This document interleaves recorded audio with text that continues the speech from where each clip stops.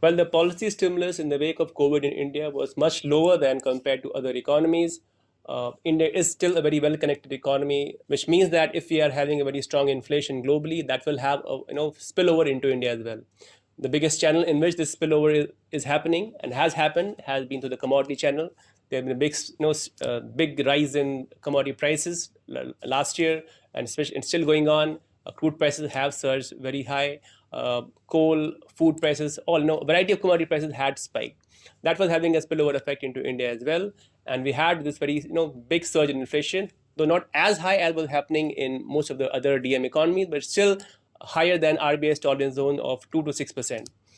In response to this high inflation, RBI, like most other central banks, responded by monetary tightening, beginning in the beginning of this fiscal. Since early May, RBI had increased policy repo rate by 140 basis points. Now, given the fact that inflation in India has not been as strong as globally, and especially in DM economies, the level of response which should be coming from RBI and which is coming from RBI is a little bit softer compared to what's happening globally.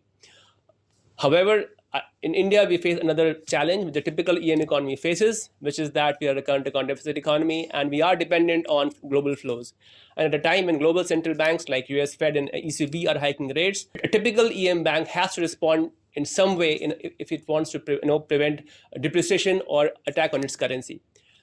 Our sense is that while Indian inflation is going down, Indian growth is looking good, and RBI, if it had to respond only to high inflation, it may have gone a little bit more softer in terms of rate hikes. But because currency is also a concern, then RBI has to match somewhat, though not fully, the rate hike cycle which is going on globally. As a result, RBI has been a little bit more hawkish than pure inflation number would have suggested. But given the fact that over the last 2.5, 3 years, RBI had built up a very big chest of forex reserves, we don't expect RBI to worry too much about the external account. And while it will like to hike somewhat and in sync with what's happening globally, we don't see a very aggressive rate hike cycle from this point onwards.